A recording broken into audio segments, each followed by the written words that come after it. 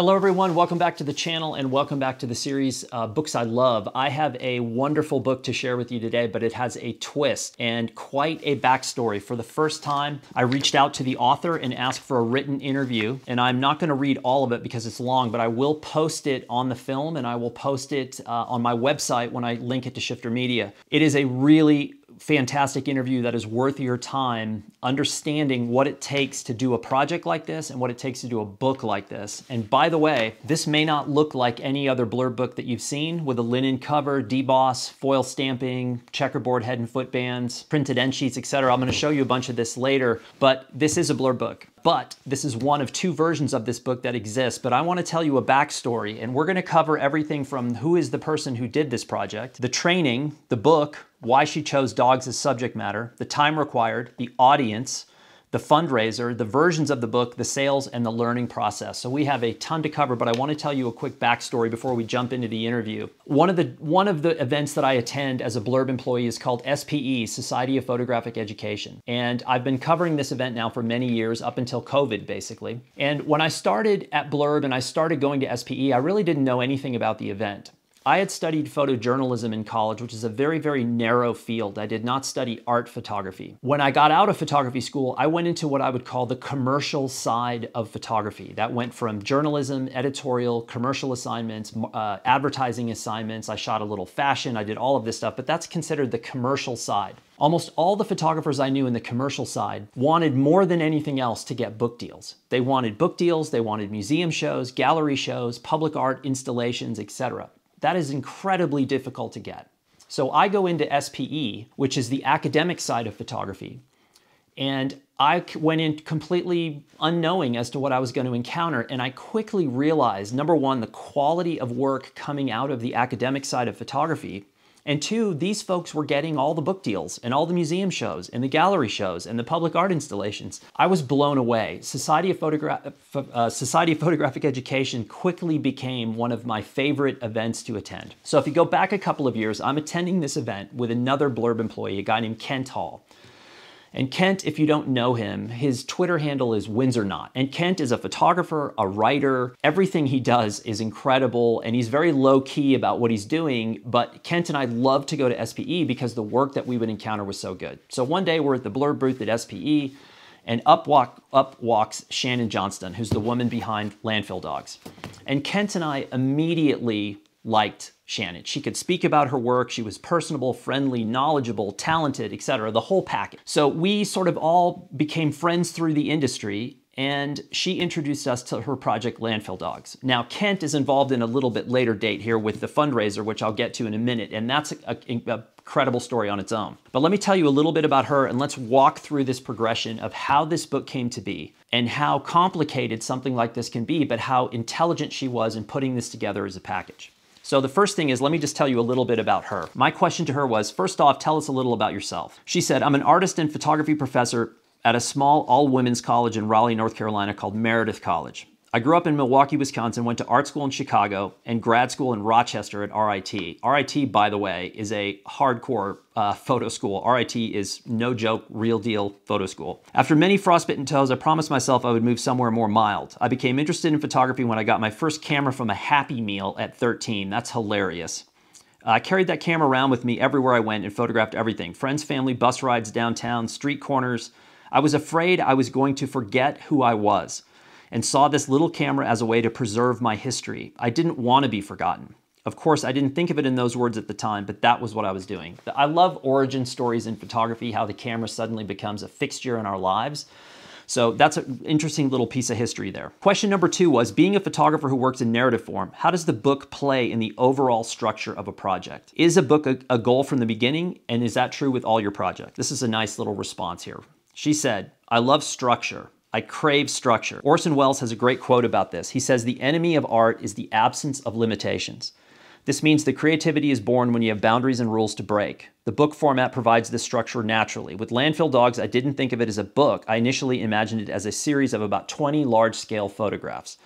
However, the more I started learning about county animal shelters, pit bulls being the last of the dogs to find homes, and the good work that was being done to improve their lives, I realized a book format would tell the story much better. So think about that. Going from an original vision of, I'm going to do a print exhibition, which she can always do at a later date and has probably done since that time, or even did it prior to doing the book.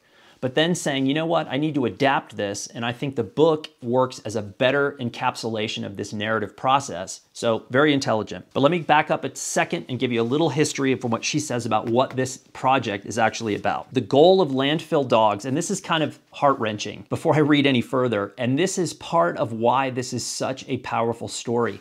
When I would bring this book to events and people would open it, they would open it initially because of the materials involved in how this book was made. This is a beautiful object. And people who know books would recognize some of the customizations and say, that is a beautiful book, I want to look at it. Then they would open it up and see the photographs, and then they would start reading. And when they start reading, you got a lot of people, you could see those tears forming in their eyes, and this was an incredibly impactful book. The goal of Landfill Dogs is to shed light on one of the most overlooked dogs in the shelter, the ones who are most at risk for euthanasia. This happens to be big, jumpy pit bull mixes who go weeks or months just waiting in their cages with no interest from rescue or individual families.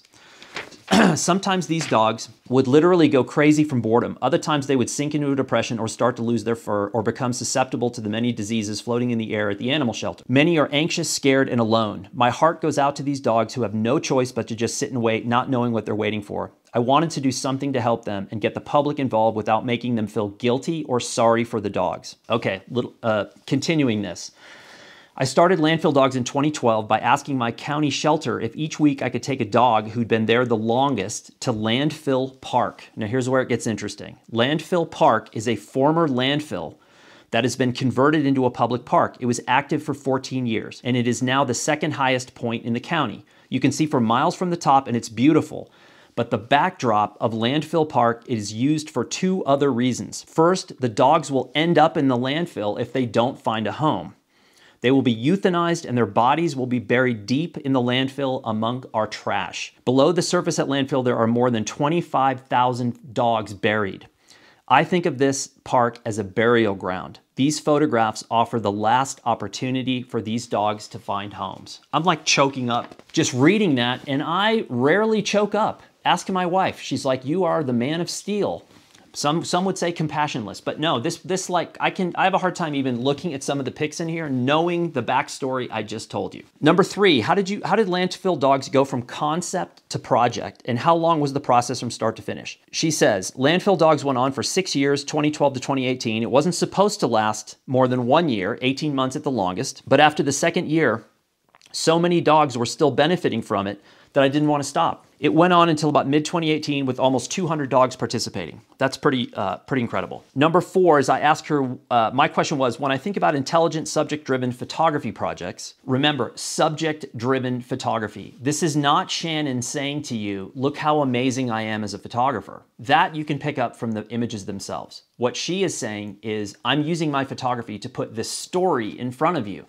This is a story-driven book, not an artist-driven book. Big difference. So my question, when I think about intelligent subject-driven photography projects, I think of Landfill Dogs not only because the work and the project are top-notch, but also because you had a plan for publishing as well. In the age of social media, which may or may not represent an actual in-the-flesh human audience, did you seem to have an actual audience based on the education community? Is that accurate? So I thought when she did this, and we talk about book sales in a minute, how quickly it sold, I thought that there was an audience waiting for this in the education space, but which was not really the reality, and she explains. Yes and no. I think the main followers of Landfill Dogs are animal advocates rather than photography professionals and or fellow art educators. Interestingly enough, Landfill Dogs has received the most academic attention in the field of human-animal studies, not art or photography. I've presented Landfill Dogs at national and international HAS conferences, but have yet to be accepted to speak at the National SPE conference, even as a panel speaker. Since I didn't know what HAS was, I'll explain it, but I apologize, I've been telling you something you already know. It's the human-animal studies is a newer academic field and committed to analyzing the question, do non-human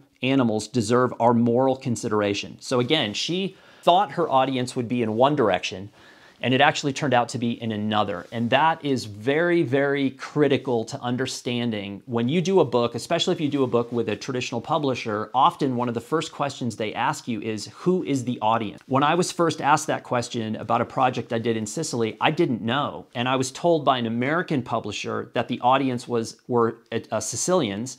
And I was told by an Italian publisher that the audience were Italian Americans. No one seemed to know what the audience was. So Shannon also learned that maybe the art and photography world wasn't interested, but this other community was. All right, moving on.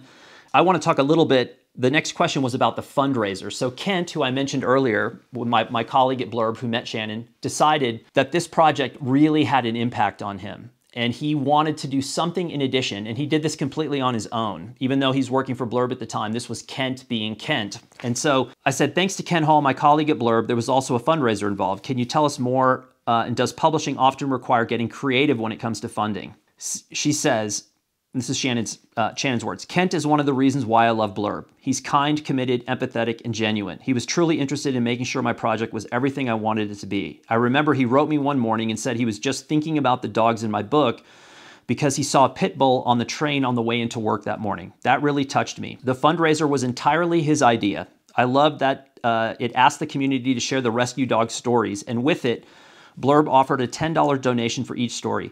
250 people shared their stories. This is such a great idea, rooted in positivity and spreading the message of adopting. I think the shelter workers were in tears, overwhelmed by this generosity. I was. So again, this book, any book with a project like this, can often look from a distance before you're done, before you're complete. It can look simple in how these things get put out into the world. The fundraiser was sort of out of right field, based on someone who saw the project, responded to it, and said, I want to do something personally to help, and did, and came through with about $2,500. That's very, interesting. And today, when you look at book projects being done, the range of fundraiser from Kickstarter to donations, I've seen everything done. And it's a very integral part and can often make or break the entire process. Okay, so my next question was, there are two versions of Landfill Dogs. Why? What purpose did each serve, and how did you settle on the customizations of the limited edition, which is the book I have? I don't have a copy of what I would call the trade edition that went out. I don't have that. I don't think I ever had that copy. I just have the limited edition. So this is from Shannon. The limited edition version was run because the printer wanted to test the cover and paper stock and ask if I'd be willing to let them do a small run with the work as an example. In exchange, they gave me a limited number of these books and let me choose the colors and the style for the cover. That's a good deal. So this was done through what's called Blurb Large Order Services, which is our custom offset division. It is one of the best kept secrets in the world. They do custom books all the time for a range of clients that would literally blow you away. I have a stack of large order service books that I take with me in non-COVID times when I do events. I lay them out on the table, because I love book people when they walk by and see them and pick them up and they turn to me and they go, well, this can't be a Blurb book. And I get to say, yes, that is a Blurb book. And this is one of the books that I use to do that. All right, next question. If I remember correctly, your first print run sold out. Was that a surprise, and did you end up doing a second? Shannon. Yes, I was totally surprised that the first run sold out, and sold out quickly as it did in about 6 months. The first one came out in November of 2015. We decided to do a second print run months after the first sold out, and it took another 6 months or so before we had the second printing in hand, which was in mid-2017. We still have a few copies, but we are down to the last few boxes. Nothing better than doing a book than having your books sell out. Okay, almost done here. Any lessons you learned from Landfill Dogs that have helped out in later projects? This is very good. From Shannon. I learned that there are so many things I do not know. First of all, a photographer who admits that is suddenly in the 1%. This is my experience. Going back over the last 30 years, 28 years of being a photographer and the last 11 at Blurb, finding a photographer who will admit that they don't have all the answers, that's a good thing. I guess I knew that already, but used to be intimidated by that. But this project taught me just keep asking questions and stay committed to the ideas that motivate me. There will always be roadblocks and struggles. Just keep working. That is great advice. All right, last question. What would you like people to know or learn from Landfill Dogs? I would love for people to adopt from their local animal shelter. There is no need to buy a dog. If you cannot find the dog you're looking for at your county animal shelter, find a local rescue who works with your county animal shelter. My dream would be if this project inspired someone to walk into the local animal shelter and say, quote, show me the creature who has been here the longest and has the most need, and then adopted him or her. That is how a project like this comes to be. Again, I've seen tens of thousands, Hundreds of thousands of books come through Blurb, and this is one of my all-time favorites, which is why I wanted to share it with you today. I think the backstory, regardless of whether or not you're going to use Blurb or some other platform, what I just shared with you and the rest of this interview, which I will post, this is a masterclass in kind of how these things come to be. One of the potential paths getting from A to B, putting a project into the world. Good photographer, great subject, understanding of what she's trying to do, a good mission, getting other people involved, multiple options, good sales. It goes on and on. So I just wanted to share that with you. Now I want to take a look at the book itself and give you a little insight onto what the physicality actually is. All right, everybody, let's take a look at the actual Landfill Dogs book. Let me move some things around here. Product placement. So one of the first things I want to bring to your attention is the physicality of this book, what it is. You have a blue linen cover. You've got foil stamped Landfill Dogs. You have beautiful printed end sheets, which is one of the custom, this is the back end sheet is here, and here's the front of the book again. You also have here, which is very hard to see, I'll do a detail, checkerboard foot and headbands on this book, and that is why it's custom. It's absolutely gorgeous set of ingredients. But let's talk a little bit about the inside of the book. Now, this book has a lot of pages. This book has a lot of data, a lot of information, and a lot of different chapters and themes, sub-themes inside of it. So I can't go through all of it. I don't want to go through all of it. I just want to give you the points of what I think are interesting. So I love printed end sheets. It's one of my favorite customizations, and I think this does justice to what it can do to basically heighten the impact of the book. We've got a half title page, and by the way, the photography in here, which we haven't really spoken a whole lot about yet, the photography is very, very good. We've got some quotes here from Pablo Neruda. Nice person to get quotes from. I want you to mind you, sometimes because this is a story-driven book, as I mentioned before, the quality of the photography gets overlooked, but don't overlook it. It's very good. And anyone who's ever tried to photograph a dog knows how tricky it can be. We've got a beautiful contents page. We've got the photographer flexing a little bit here, saying, look, these are beautiful photographs of these dogs. A nice forward, nice type treatment. I like this design, very simple and clean. Powerful, impactful photo on the left with beautiful type treatment here with the forward. And then again, we've got some more photographs. We've got an introduction. These are all critical elements of a good story-driven book, is often things like a forward, things like an introduction. We've got a break in the design here. We've got a little bit more content here with type and a range of image. And we've got also some of the little details that I really like is you're getting the name of the dog up here. And that's nice because it gives you, I don't know, it makes you connect with the animal a little bit more when you know that name. I'm a sucker for that. Okay, let's move on. You have the images of the dogs, but she's also telling a story about place, giving you a sense of place and location, and also a sense of mood. These are two very dramatic images that are sort of setting the tone for the mood about what you're going to learn when you dive into this. Again, beautiful photographs. We've got a little history here, recycling of the landfill dogs. We've got spreads like this that show detainment centers, and this is never fun for anyone to look at, dogs held in these conditions, and it's a part of what our culture and society and world has and does, and it's not something you want to shy away from. I think this is a very important part of being in the book. And then you bounce back to really beautiful, meaningful photography. I want to skip forward to the end. And there are, again, a lot of chapters in here I'm not covering. But these are the animals that have been adopted.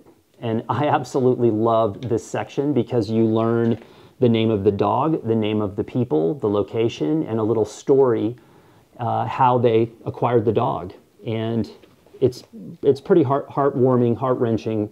And then at the end, there's a catalog. And the catalog breaks down name of the dog, like this one, Harold, number 94391, 2-year-old male Labrador mix, impounded 10/4/13, owner surrendered, 1 adoption, adopted 11/14/13, and appears on page 31. The catalog is a lot of work, but it's important on something like this where you're cataloging specific animals. And again, we end with a beautiful printed end sheet, and that is Landfill Dogs. I know this was certainly the longest Books I Love that I've done, but I think it's worth it because when I found this book in my box of samples, one, it was wonderful to reconnect with it. Two, reaching out to Shannon and reconnecting with her was worth it as well. Talking to Kent about the fundraiser side, but also just realizing that her story was a story that could help a lot of people. So I hope you enjoyed that, and I will be back with another book I love at some point in the near future.